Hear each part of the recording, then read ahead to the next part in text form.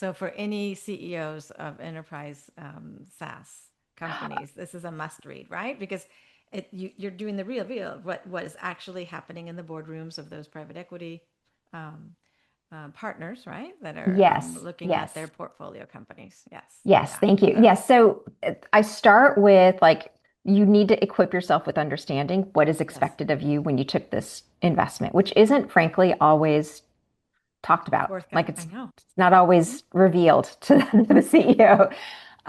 So that's the first step. And then it is a step-by-step guide. So like there are the four decisions, and then within each decision, I show them the book is structured to show them, like tell them what the decision is, give them some case studies of other companies who have solved it, give them some red flags that say like, look, this is a really helpful book if you just closed your investment and you need to run like they call it a 100-day plan of like Yes. you're going to deploy a lot of those investment dollars very quickly in order to like try to get traction on growth. So this is I wrote it in that framework just Right. because it is naturally predisposed to running in like a 90-day plan framework anyway.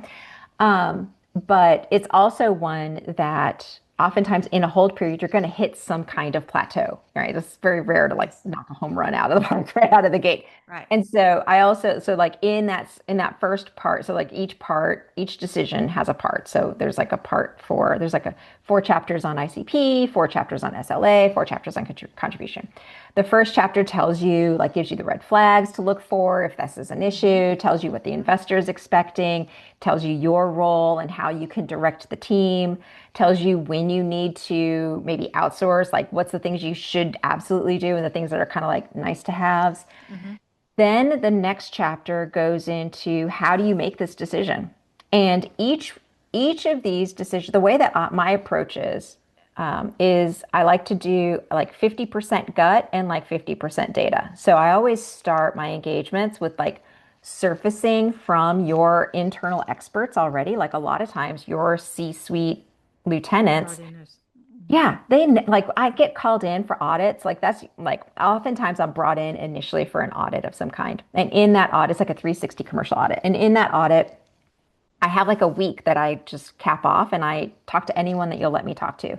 Mm-hmm. And they're telling me the problems. They're like, this is really like we've known like this is very rare Yeah. for people to be like, I have no idea. Like, no, they know what they need to go do. Absolutely. And so we start with the gut. And so in this framework for the book, the gut is surfaced through workshops. I'm a huge advocate of workshops. I think, you know, honestly, my time with Vista really beat this into me, like the importance and the value of workshops. Yes. Because not only is it a great place to surface everyone all together, but it's early adoption. Like when your voice is heard and you could challenge something in the room when the decision is being made, you're far more likely to adopt it when we get to the final output.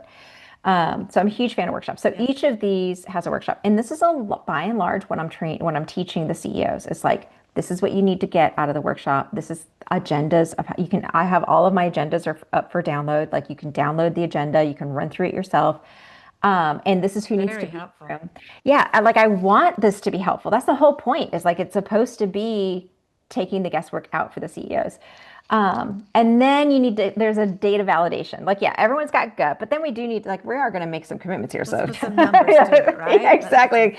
Yeah. So we need to, like, and each of these have different places that you go and source that data to validate.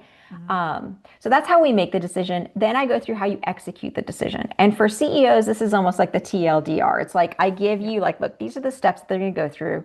Then in each of these chapters, I go far more into detail. This is what you're going to go tell, like, this is what your management team is going to go do.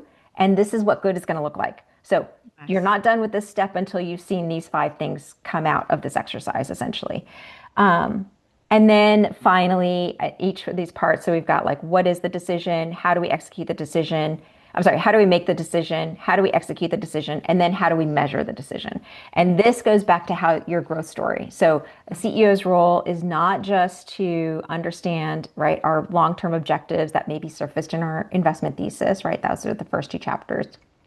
It's not just coordinating the execution and setting the priorities and resourcing your team, right? Those are the four decisions. But you also need to tell that story and you need to tell it in a way that makes you show well, that makes your company show well, and that makes you more attractive, frankly, at your next round of investment. And Yes. so Yeah. So it's Yeah, externally telling the exactly. story, Yeah. right? So As yeah, well as internally. So that's the that's role right. of CEO. Yeah. So that was really long-winded, but that's basically the structure. It goes pretty far into detail, but I do high level for CEOs, like you can skip this part, just give it to your CRO.